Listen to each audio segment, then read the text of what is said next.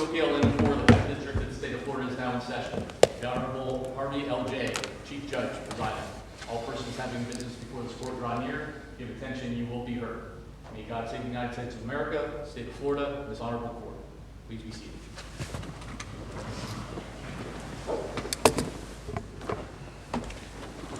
Good morning to all. I am Harvey J. I have the honor of being Chief Judge of this court. I will be the presiding judge over the cases today. As I understand it, we have 3 cases on the proverbial dance card. I think the last 2 share a lot of similarities, so I'm going to talk to the lawyers about, I know we have a consolidation, about maybe consolidating the time, because it strikes this judge, and I think my colleagues, that 40 minutes aside is a bit much as to those cases that share so many similar issues. I see some head nods in the audience, so that's good. Thank you for that.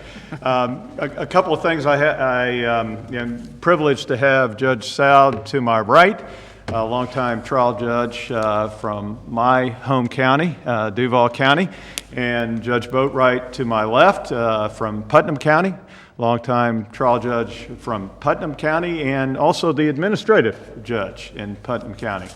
A couple of things for the benefit of the panel today and the benefit of the advocates. If you would be kind enough, and we heard a beep, so be kind enough to turn off your cell phones to the extent they might alarm or make a noise during this process, or other electronic devices. No one wants to be that person that causes everyone to turn around and go, "What was that?" And then you've got the phone that you try to disassociate yourself from. So, or whatever the occasion might be. Second thing, we're here for a reason. And we're here to hear about your case. And we have questions about your case. That doesn't mean that everything we ask about may be correct, but we would like an answer to the questions we may ask. That's why we're here. Otherwise, we would just review this on the briefs, and I know the advocates realize that. So to the extent we do ask a question, please do your best not to run around it. And the answer may not be what we think it is, but the question's there for a reason. That's why we're here. So having said all that, we've got our first case of the morning, which is Security First Insurance Company versus Rodriguez, case number 243261. On behalf of the appellant. Brandon Tyler, the counsel table was Mark Tinker. All right, if you would be kind enough to come forward. We also have a cross appeal. It's a little bit of a tepid cross appeal, but I know it's a cross appeal, Mr. Nation. What I just did a couple of weeks ago, and what the panel was fine with, is just subsuming all of those arguments within your time in response. Is there any objection to doing that here?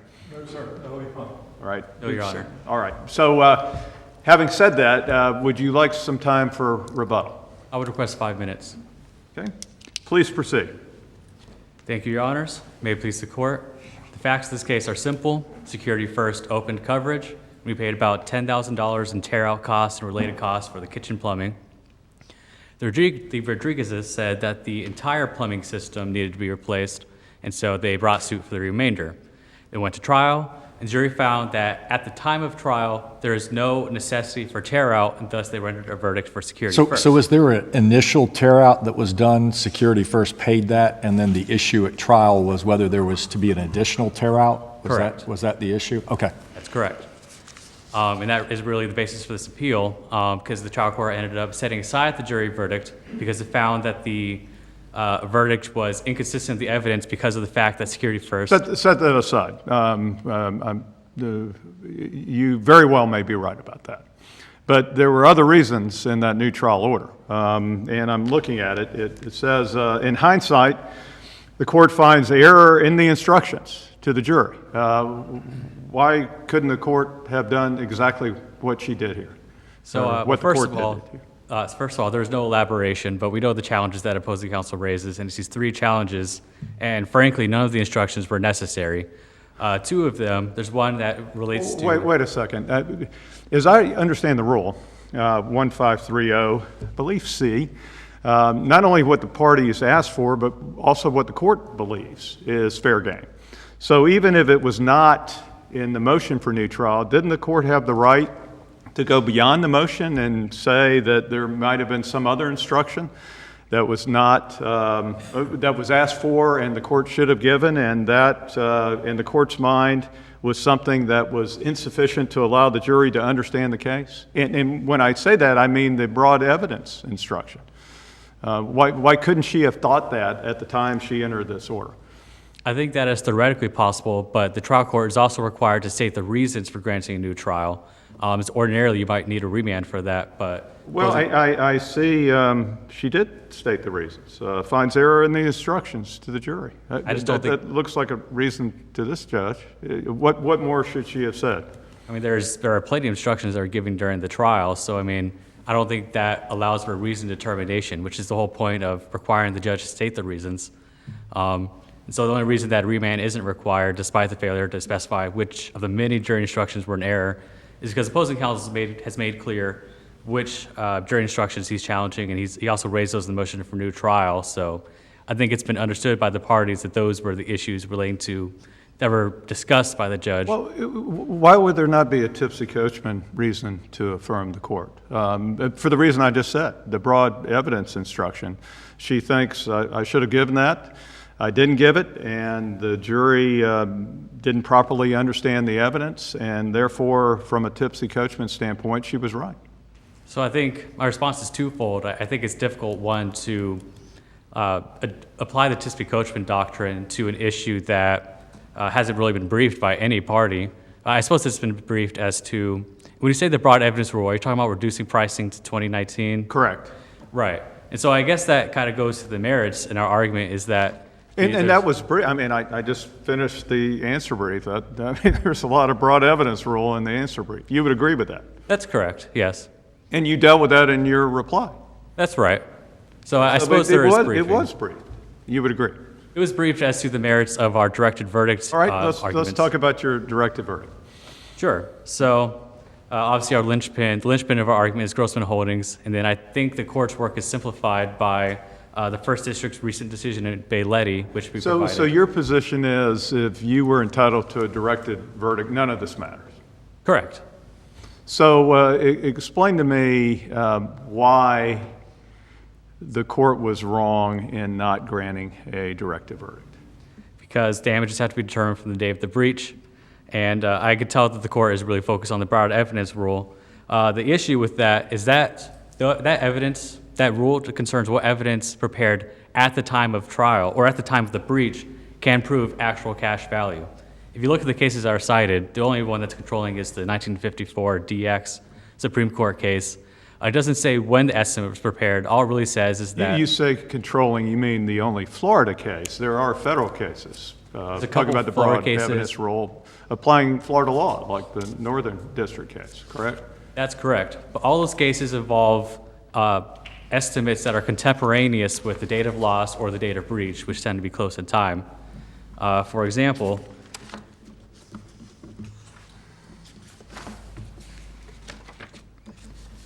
so we look at Eisenberg, Worcester Mutual Fire v. Eisenberg. That was an inventory prepared 10 days before the loss. And you went through those cases and distinguished those cases, and thank you for that. But let me make sure I understand. So the insureds had experts that testified at the trial in this case, correct? Correct. And there was no issue as to the timeliness of the disclosure of those experts to testify as an expert or as experts at trial, correct? Relating to the 2023 estimates, yes. So there was no attempt to strike them as witnesses in this case? Correct, and I don't think that's our obligation. We can wait to see what evidence they produce and say that's insufficient. Thank you, and so which is my question. So they get on the stand and they talk about 2023 pricing. Were there objections to that at trial? I don't believe there were. Well, isn't that a waiver? I'm sorry? Isn't that a waiver? Yeah, I mean, that evidence was not relevant, correct? According to your view of the world, the security first view of the world, they should not have been allowed to talk about 2023 pricing. I mean, we waived objections to perhaps Daubert, the sufficiency as to the 2023 estimates, but No, we I didn't. understand, but and maybe I'm misinformed. So these experts get on the stand and talk about 2023 pricing. You're telling me, to your recollection, there was no objection as to the relevancy of that 2023 pricing. Frankly, I don't recall if there was an objection, and I think it was really just waiting for the close of the case, because as we're entitled to, How would that be relevant according to your the Security First's view of the world? How would that ever be relevant? if there were testimony, and I think we go into this in brief little, if there were testimony linking the 2023 estimate to 2020 prices, I don't know if that could be done in this case, but perhaps an expert could say, this is how you would discount it to 2020. For example, in one of the barred evidence rule cases, there's an estimate prepared a year after the loss, but there's testimony saying it would be 8 to 10% less at the time of loss. And so there could be expert testimony providing a methodology for the jury to determine the date of breach damages. And that's what's missing in this case. Well, so what I think I hear you saying, and I don't want to put words in your mouth, is there could have been a tether back to 2019, even from 2023 pricing. I think it would be difficult, especially given the pandemic, but theoretically, yes. And that, And so after they testified, was there a motion to strike their testimony as not being pertinent, germane to the 2019 pricing? no, Your Honor, Why not? because they didn't prove their case. Well, and maybe I've misread your argument. I thought I read from the initial brief and the reply brief that this whole case was about 2019, January of 2020 pricing. February 2020 is our position. That's the breach. Okay, so, but I thought your estimates were January of 2020. Maybe I'm wrong about that. Regardless, it's early 2020. We had an estimate for the kitchen plumbing, if that's what the court is referring to, but there was no, obviously this case is about the rest of the plumbing, which is what the plaintiffs tried to prove, and it was prepared 3 years later using prices from 3 years later. The court's point is the pricing that Security First believed needed to be the pricing in front of the jury was late 19 or early 2020. Correct. And so that pricing information was advanced by your expert or experts, correct? As to the kitchen plumbing? Yes. Yes. So why would that have not been another feature for the jury to consider under the broad evidence rule and trying to price this thing out based on 2019, 2020 pricing? The case was about everything but the kitchen plumbing, so I mean, I don't know that you could extrapolate from a small area in the kitchen to say this is what the damages would be for the entire house, the entire plumbing system under the house. I think it runs through the same issue. There's no methodology for the jury to determine this without guessing. What do you do with the present value instruction, which seems to this judge pretty akin to what we're dealing with here? I mean, we have a jury instruction dealing with present value where jurors, not experts, are tasked oftentimes with bringing future medical care, for example, future hospital care costs, surgical costs, rehabilitation costs, and bringing all of that to present value. How is that different than what we're talking about in this case? Well, there's a difference between negligence actions and breach of contract actions. These are breach of contract damages, obviously. We have Grossman Holdings saying it's the day of the breach. And then we have decisions from 3 other districts. We have Van Clater, we have Vulitech, discussed on my opposing counsel, and then Vulitech itself discusses Peach State Roofing. So that's the 2nd, 3rd, and 4th districts that say when you have an estimate that's prepared years after the date of breach, the jury just can't determine what the cost would have been at the time of the breach. But juries are tasked, and I know this is not a personal injury case, but they're tasked every day, probably as I speak. There are juries all over the state bringing future medical expense under a very difficult, complicated calculus back to present value. Why could they not have done that in this case under the broad evidence rule? I think part of the problem is that obviously we had the global pandemic. The date of breach was February 2020, or the alleged breach. The pricing was February 2023. So in the interim, we had the pandemic. We had the increases in housing costs and supply issues and inflation. There's just no way for the jury to sift through all that and determine. Why wouldn't that apply, though, in medical? Again, every day across the state, present value is meted out by juries all over the state. And according to the commentary, I looked at it this morning, notes reduction of damages to present value. The committee notes talk about it being a jury determination, not an expert determination. Why wouldn't the pandemic apply to medical expense? I think the rule might be a little looser in negligence actions, because in negligence, we're presuming that the defendant, if found to have been negligent, is a wrongdoer. But breach of contract actions are fundamentally different. It's not meant to punish anyone. It's, But there's not punishment in a PI, straight up PI case, is there? I mean, I get it if they're punitive damages, right. but just compensatory is compensating. I just don't know why this calculus that's applied in reduction of damages to present value, and we cede that responsibility to juries.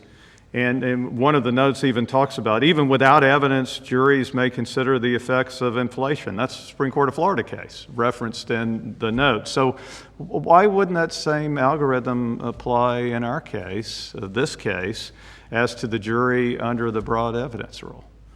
I mean, again, the broad evidence rule is it's all about evidence that's contemporaneous with the time of the breach.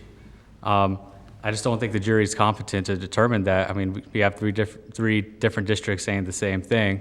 And then we have Bay-Letty that specifically applied the data breach principle to an insurance action. So an estimate prepared years after the breach wasn't sufficient. I guess all I could say is that negligence actions are a little different. I mean, we're trying to compensate the plaintiff because of wrongdoing by the defendant. Breach of contract, we're trying to put the plaintiff in the position they would have been in if the contract had been performed. And I get the causes of action are different, but obviously we're asking a lot of juries in PI cases to come up with present value, and we trust juries to do things that may be difficult, and I just wonder in this case maybe if that's something that should have happened. But having said that, was this jury instructed that only 2019 pricing or early 2020 pricing applied in the case? No, we objected to that instruction because, again, it was tied to our directed verdict argument that there was no evidence bringing it back there. So, and I know they talked about invited error. Why was that not invited error? If your position is it should have been 2019, early 2020 pricing, they wanted to tell the jury that, and you objected to the instruction. Why was that not invited error?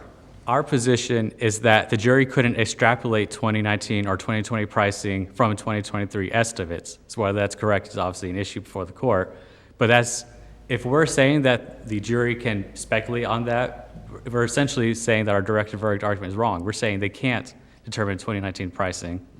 And so to allow the jury instruction would have basically been a waiver saying that's wrong. We'll give counsel 2 more minutes. Were there 2019 estimates ever provided? There were some that provided about a week before trial or less than a month before trial. And why were they struck? Because, we don't have a transcript. We said that they weren't just... Are they even in the record? They are not in the record, that's correct.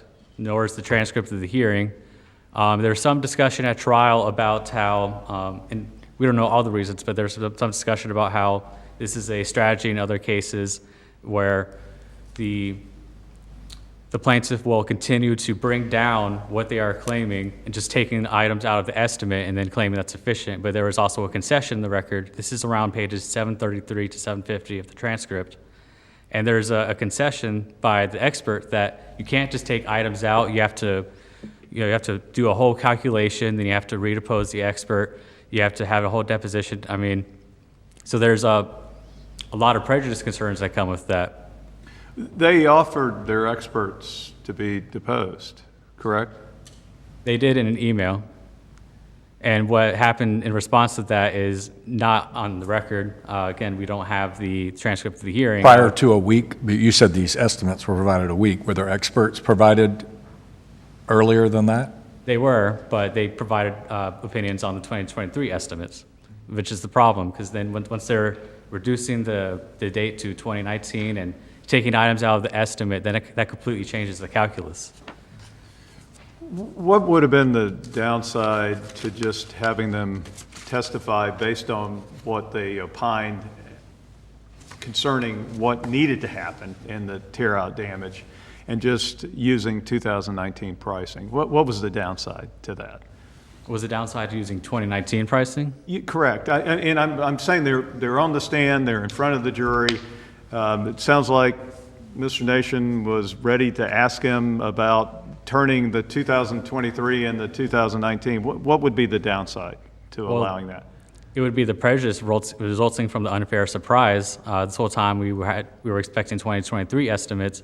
Then you're going to say, actually, it was this cost in 2019. We don't know how they arrived at that figure. We haven't been prepared for that. It's completely different. And again, this is pre-pandemic pricing. Was there a motion in limine filed to exclude all the evidence about 2023 pricing? I'm not sure, Your Honor. Wouldn't that matter? I mean, that was an option available to us, but it wasn't required. And I get it's not required. I'm just trying to understand that it sounds like there was some belief that there may have been relevance to the 23 numbers. There were not objections, to your knowledge, to the testimony about the 23 numbers. There was not a motion to strike the evidence about the 23 numbers. There may not have been a motion in limine to exclude the 2023 numbers. So I'm just trying to understand why it was wrong to advance the 23 numbers, given all that. All we could do was sit back and let them try to prove their case. We weren't entitled to prove it for them. We waited to see what they introduced, and we said it was insufficient. That happens all the time. And there are cases saying that just because you allow inadmissible evidence into evidence, that doesn't mean that it can support a directed verdict. And I can prepare a supplemental brief if the court wants that. And that's interesting. I'm fascinated by all facets of the law. So thank you for telling me that. And we will give him 2 more minutes because we've asked a lot of questions. That means 4 for you, Mr. Nation, to the extent you need it. But you said just allowing inadmissible evidence in does not prohibit a directed verdict. And there's case law saying that, correct? That is correct. But are you saying the evidence was inadmissible? That's what I wanted to clarify. We could have done that, but I don't know if that was even inadmissible. It was just insufficient to prove the case. I mean, you can let evidence in all the time and then say, well, that didn't prove the case. What is the position as you stand here today of Security First, if you're able to give me the position? Was it inadmissible or not? I suppose there could have been an objection that it was irrelevant. But like I said, perhaps there could have been testimony linking it to the 2020 date of breach. And had that happened, that would have been fine? It would depend on what the expert says, but theoretically, yes. If it's sufficient to provide the jury a methodology to extrapolate the pricing to 2020, then perhaps that would be sufficient. Was that allowed here, that the expert, to give the expert an opportunity to extrapolate back to 2020, the date of the breach? Well, again, we objected that, well, there was a testimony. They didn't try to testify to that. They did try to provide a 2020 estimate. We objected to that. Objected to them providing a 2020 estimate. Right. I suppose the problem is that there was no expert testimony before that was linked this to the 2020 date of breach. So if that had been provided, if that was provided at deposition and then a trial, they provide that expert testimony saying, here's how you go from the estimate to the date of breach, that would be a different story. but we didn't have that testimony before, and now they're trying to introduce it at trial, so it becomes a bigger issue, really. All right, anything else before your rebuttal time? No, I would just point out that obviously our first argument is that the verdict was consistent with the evidence, so that's an alternative basis for reversal. Thank you. All right, thank you. And thank you for your patience with the panel. Good morning. Mark Nation on behalf of the appellee. The 2023 estimate was stipulated into evidence, and it's on page 553 of the transcript. Exhibit 4, the parties stipulated that. And so explain the significance of that, Mr. Nation. It was stipulated, meaning both sides agreed that this was valid evidence for the jury? Correct. I think there are a lot of implications from that. One, waiver. If they said that is irrelevant, should not be considered by the jury, then they should not have stipulated that into evidence. It also provided us with the basis for the jury to enter an award if 2019 pricing is required. It's not. The cases cited by the defense... For purposes of the court's inquiry, let's assume it was. Let's assume it was 2019. You're saying they stipulated the 2023. So your position would be they waived their argument about 2019 pricing? They have waived their argument by putting that in. It would be irrelevant evidence that should not be considered by the jury, according to them. They never moved to strike it. It was submitted to the jury during deliberations. They had that to consider. If they thought 2019 pricing was the right one. But if I've answered your question, I want to deal with 2019 pricing versus current, what I'll call current pricing. And I think they did a very nice job. Mr. Nation, you can spend your time as you think best, but I thought they did a very nice job in their briefing explaining why your two authorities applied to a different type of damage than ACV. So tell me why they were wrong. They're wrong because they cite cases that are general breach of contract cases. In a general breach of contract case, you can bring a claim for consequential damages. So if you have this long gap, you can add a claim as long as they're foreseeable and flow naturally from the breach. You can do that in a breach of contract case. The Supreme Court of Florida in Manor House, Citizens versus Manor House, says we can't bring a consequential damage Let me case. stop you there. And what I'm speaking of, I think you had advanced the Couch treatise and Yes, sir. maybe Minnesota Federal District Yes, sir. Court. But I thought they did a nice job of pointing out that the Couch in the treatise, talking about ACV, actually supports their argument. Did I miss that or not? I thought they said that in their reply brief, that when you look further in Couch, it actually supports their position and not yours. When it talks about, if you look at it closely, when it's talking about ACV, there are two, property damage and personal property damage. I'm not recalling specifically what that section dealt with in Couch. I suspect it is personal property because personal property in the standard insurance policy, in this policy even, says personal property shall be valued at the actual cash value at the time of loss. It doesn't say that with regard to property. But think about the inequity that would be, because they say, look at the breach of contract cases for pricing. And breach of contract cases do say it's at the time of the breach. But you can bring that consequential damage case and be made whole. My client, this client and lots of other ones will never be made whole if it is not current pricing. Never. Unless they prove bad faith. And so that's the only way they could get it. If the panel believes, Mr. Nation, that they're correct about the 23 pricing, it should have been 19 pricing or 20 Understood. pricing, can we still affirm? Yeah, absolutely. How can we still affirm? A number of ways. First, and you hit it right at the beginning of your questions with counsel, and that is the broad evidence rule. We had plenty of evidence in this record to be able to look at the 2023 pricing and the 2020 pricing. I was told at trial I'm not allowed to talk about the 2020 pricing, but that estimate was in evidence. Elucidate what you just said. You were told by the court or? Trial court. I was prohibited from doing that. And I was going to show what the pricing was in January of 2020. Now they're saying 20, I backed up our 2019 estimates. to the month and day of the loss. So it would have been less. What prejudice could they have for me asking for less money? But you had those two things in evidence. So, and I believe you're representing that to the court, Mr. Nation. So your experts were ready to do that very thing. In fact, I put it in the brief. I was prohibited. I couldn't ask about that. And I was ready to ask my expert, Mr. James, tell us about inflation, excuse me, inflation since 2019 to now. Not allowed to do that. The court, and the reason was, the trial court said 2023 pricing was the correct value for the measure of damages. At the beginning of the trial. Yes, sir. And so the parties, and I read some of the comments by the court, so the court was of the belief during the trial it was 2023 pricing. correct. And she cited Couch, and she cited the Wisconsin case, but I think Florida Wisconsin, Worcester not Minnesota. case. Sorry. It was it Minnesota? I One of don't those remember. states.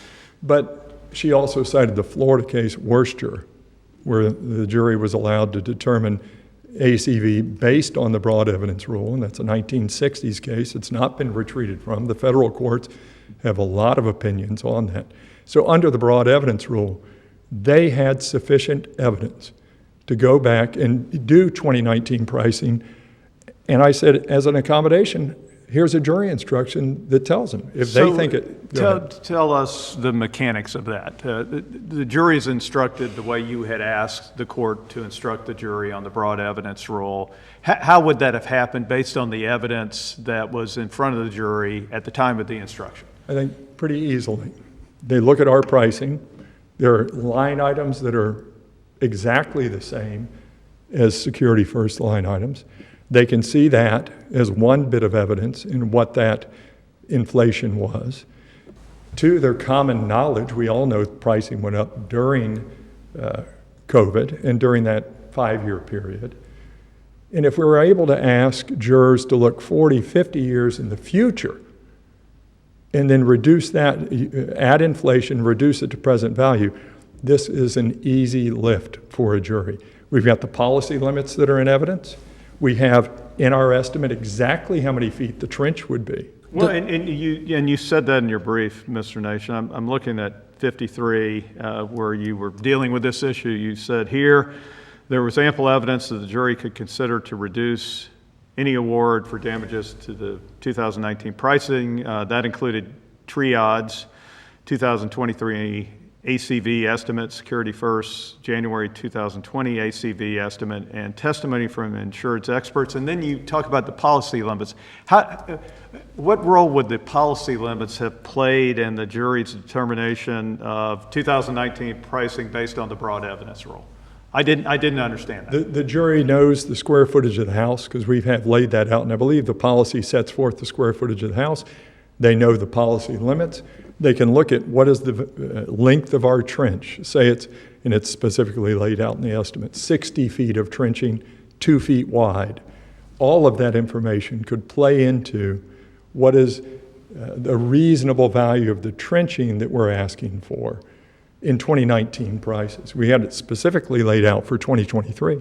They could have easily said, all right, it's 5 years, prices have gone up, whatever, 10% since then, 15%. How would they know 10 or 15%? Where would that come from? Living life. That's why the cases say that they can base it on their own personal experiences. And that would be in line with what I had read earlier from the present value instruction. Even without evidence, juries may consider the effects of inflation. Correct, and it doesn't have to be exact. The cases And are for the clear. record, that's from the Supreme Court of Florida case in 1977, cited in the notes on 5017. Yes, So you're saying they could have come up with the effects of inflation based on their common knowledge of 100%. inflation? That's exactly what they do under 501.7 when they're reducing things to present value, except it's much more complicated when you've got treatments that are spread out over those many years and then reducing it to present value. Does the pricing matter, though, if the jury found the tear-out was not necessary? So everything we're talking about here with the pricing, would that matter if the jury had found that the additional tear-out was not necessary? Correct. I think that is correct. 'Cause they didn't get to that question on damages. So if the jury was correct, there was no tear out, then everything we're talking about pricing doesn't really matter. Is that correct? As to that jury instruction on the broad evidence rule, I think that is correct. In candor to the court, it's dealing with question 2. So, of the and you're, verdict form. that's one thing you discussed that jury instruction, but didn't the court try to clarify that? I guess the jury came back for the question Yeah. and counsel below objected to the judge clarifying that. Is that correct? That is correct. Okay. So, I mean, are you waiving that argument by Which argument, I'm sorry? the jury instruction issue? On broad evidence rule, no.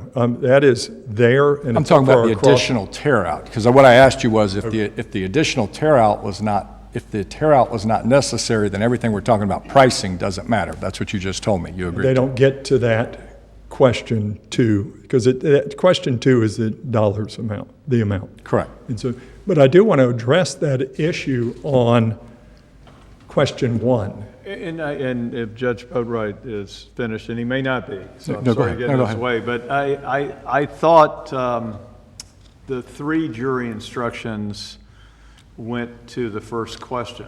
Yes, sir. And those, Am I wrong about no, that? you were correct about that. There are really 4 jury instructions in play here. The broad fourth evidence. being the broad evidence rule. Yeah, and the other 3 absolutely go to question 1 on the verdict form. So I want to be clear, make sure, if you're only talking about the broad evidence rule, that is a calculation of the measure of damages issue, that would go to question 2. I'm talking about question 1. Okay, and for question 1, the 3 jury instructions we asked for are critical independently for the answer to question 1. But before I get to that, I want to deal with one thing. And if you would deal with that, Mr. Nation, why were they critical to the first question? The first question is dealing with, obviously, whether tear-out's necessary. They want to add the word additional. If you, and I'm getting there, but if you look at question 2, at the end of question 2, it says, do not make any deductions for any prior payments. Everybody in that courtroom knew, and the transcript is clear when we're discussing putting that in the verdict form. Everyone knew that whatever they put in there was supposed to be for the whole thing, any tear out. And in the transcript at page 1067, they agree at the end they'll back out their prior payment. And How so was it can't the- be additional. It is not additional in that verdict form. But Thank I'll- you, yeah. Mr. Nation. How was the structural fill instruction related to question 1? Because tear out can be necessary to access the pipe, just the pipe, or it can be necessary to access the damaged fill, and our evidence was replete throughout this record.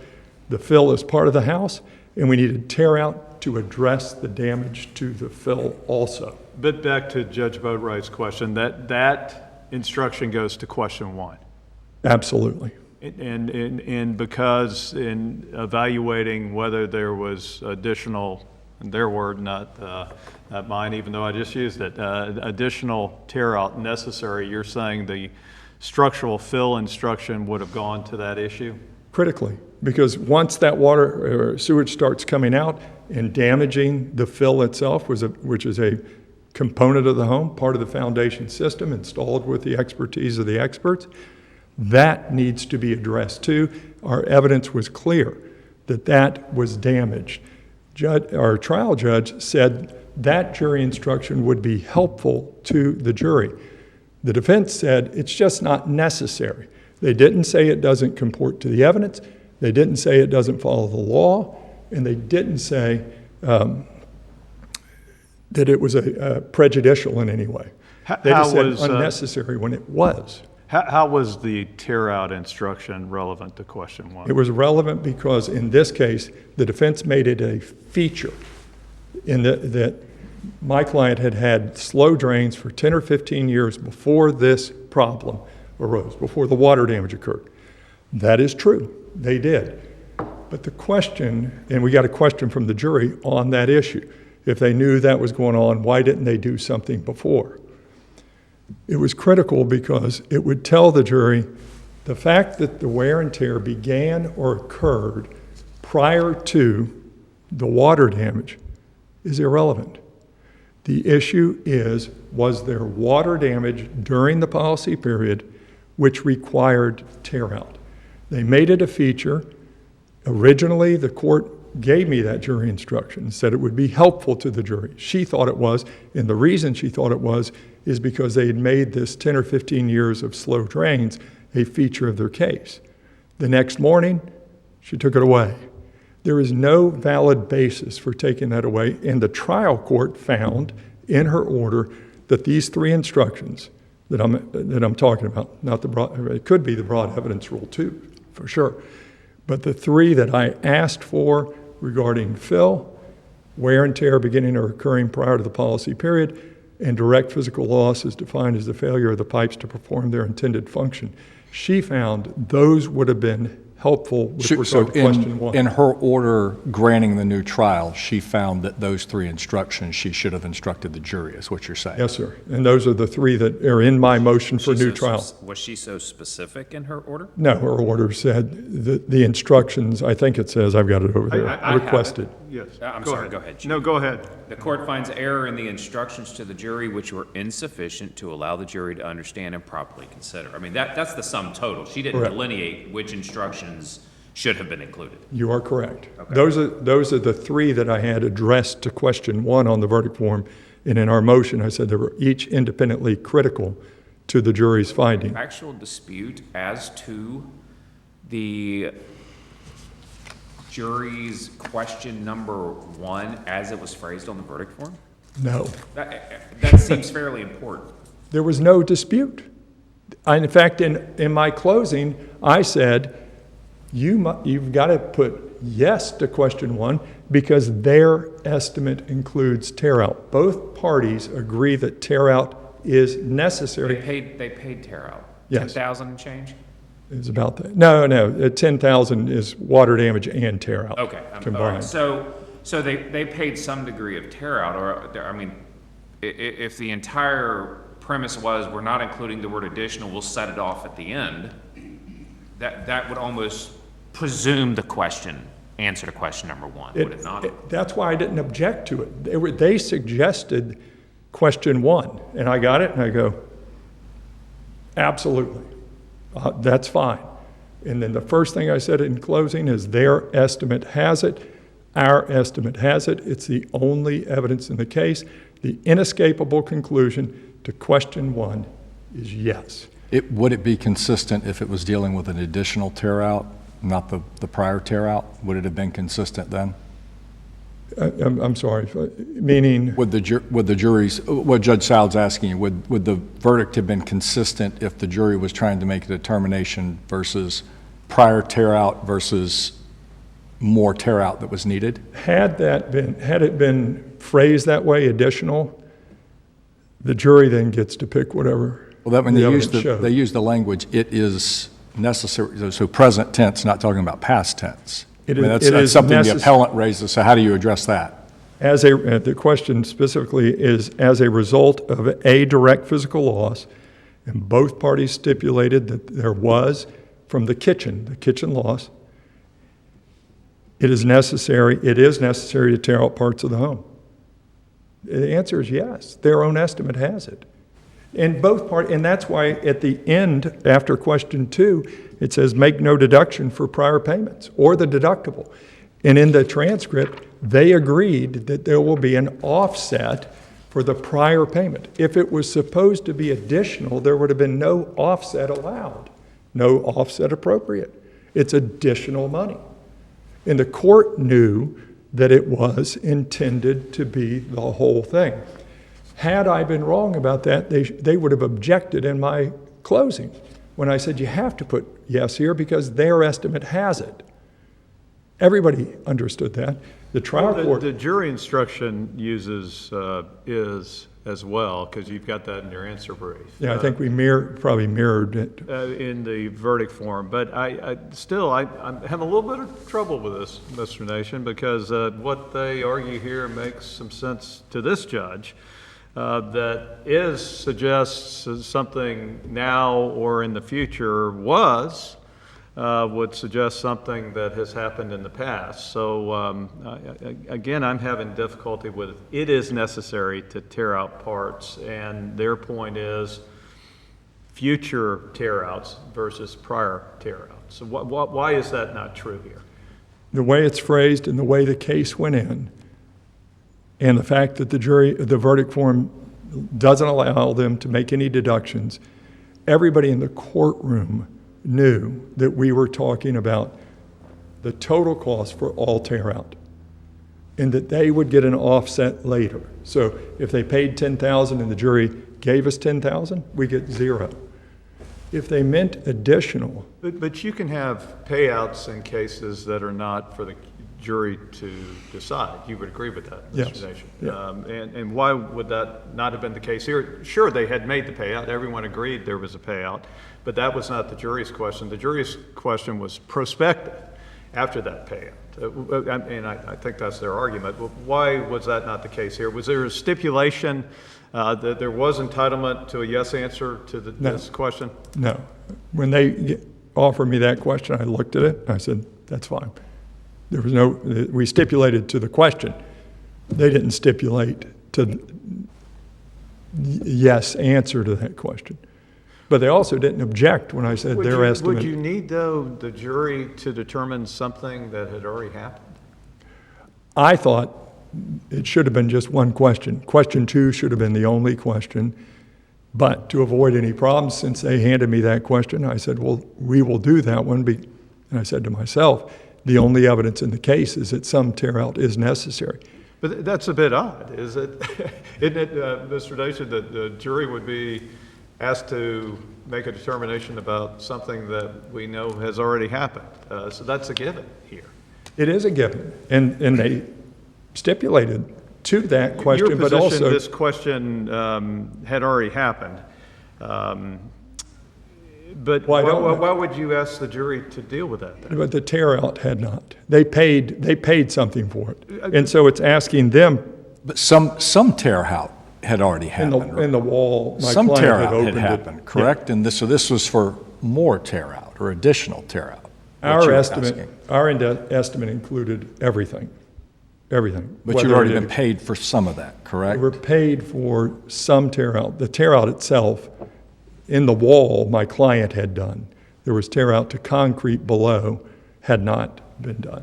Would have the requested instructions guided the jury on this distinction being drawn on question number 1? That 100%. In other words, it's hard to segregate question number 1 from the jury instructions that weren't provided. I mean, there's a causal relationship being argued, right? 100%. So I've listed, my notes for my argument are, A, it's against the manifest weight of the evidence. B, C, and D is those 3 jury instructions. If you find that it's not against the manifest weight or whatever, but those jury instructions would have been critical for the jury to understand that question and answer it properly. And the court gave both reasons. Not only question against the manifest weight of the evidence, but also the instructions. 100%. 100%. And the court's determination, the judge's determination is entitled to deference. It's It is. abuse of discretion. It is, and that she was sitting there watching the evidence come in and recognized, if I'm recalling correctly, we didn't even have a hearing on the motion for new trial. She recognized this was a problem. And I think during the charge conference did, because she said 2 of them would be helpful to the jury, and they have not argued that any of them are improper. They're just saying they were not necessary. Well, that's not a legal argument. It's an absolute correct statement of the law, helpful and consistent with our theory of the case, and not prejudicial at all. So as to that and those questions, I think unless you have more questions on that, I'll check my notes.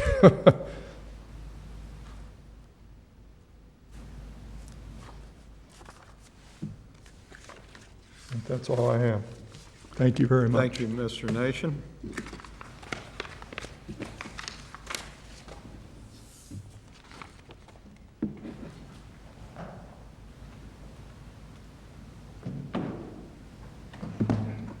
Mr. Tyler, what says your client about those three instructions going directly to question one? Certainly, and I would point out that necessity is one of the standards, the steps for a jury instruction. Is it accurate? Is it necessary for the jury to resolve the issues? Is it supported by the facts? So we were saying it wasn't necessary, wouldn't help the jury determine the facts. So I want to make that clear. But what about the court's comments Mr. Nation just referred to? And she did make some comments about those instructions, saying the jury might be confused without the instructions. Isn't she entitled to our deference when she makes that kind of determination, or not? It's reviewed for abuse of discretion, although she didn't elaborate, which I think hampers that. But we have to look at the instructions, or the language of the instructions themselves, to understand what was really being asked. If we look at structural fill, it's not about damage. It asked, this is page 2258 of the record, the court instructs you that structural fill is covered under this policy as a part of the dwelling and or a material utilized in the construction of the home.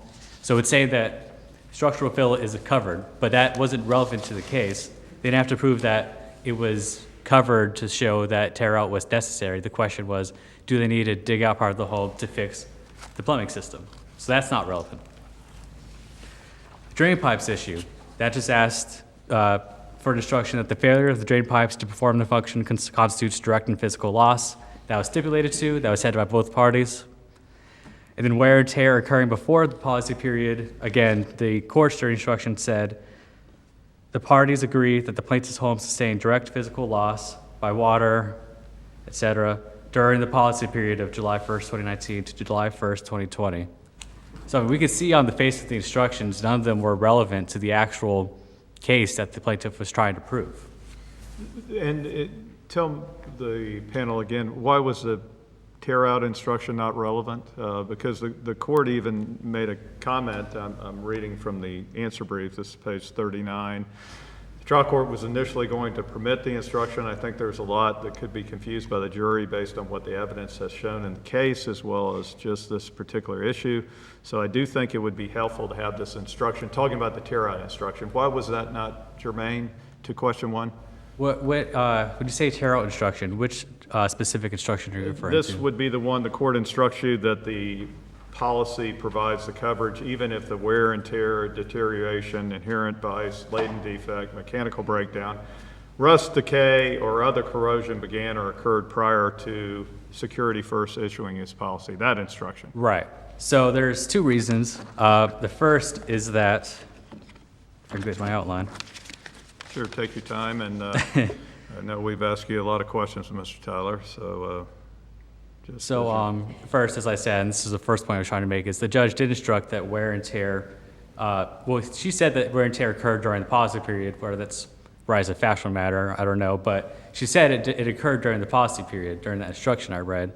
So the jury was already told that. But second of all, opposing counsel says we made that a feature of the case. We made it a feature because we kept saying, look at all these leaks, all these issues we had before 2019. You fixed the kitchen plumbing, and then we repeatedly asked, you haven't had issues since that, right? We asked that of the plaintiff. We asked that of the expert. So we weren't saying that this means that there's no wear and tear, that the wear and tear had occurred during the policy period. We're just saying that proves that as a factual matter that we have fixed the plumbing issue. It is not necessary to tear out more of the home. So sure, it relates to question one, but that was adequately addressed. It wasn't about a coverage issue, which is essentially what opposing counsel is getting to. I would finally like to note, opposing counsel overstates this notion that am I over my time? you are over your time. I'll give you another minute to summarize and perhaps address the point you're about to address, because we have asked you a lot of questions, Mr. Tyler. Thank you, Your Honor. I'll be brief. When there's opposing counsel says that we basically stipulated to this language and the verdict form that any prior payments would be addressed after the verdict, we said there was a discussion about that on page 1067. We were saying we don't think that's necessary. Exact quote. I'm just saying I don't know that it needs to be, but if you read it, we essentially agree, fine, we'll include it on there because we can address the post-verdict. If it's unnecessary, we don't do anything about it. If it is, we address it. So there's no stipulation that this has to be on there because there was a prior payment that relates to question one. Question one, as Your Honor noted, is prospective. And if the answer was yes to question 1, why include it on the verdict form? And I think Your Honors have made that point. So the verdict was entirely supported by the evidence, and I ask the court to reinstate it. Thank you. Thank you, Mr. Tyler. Thank you, Mr. Nation. Well handled on both sides. A lot of questions from the panel. That's somewhat unique, but it was done well.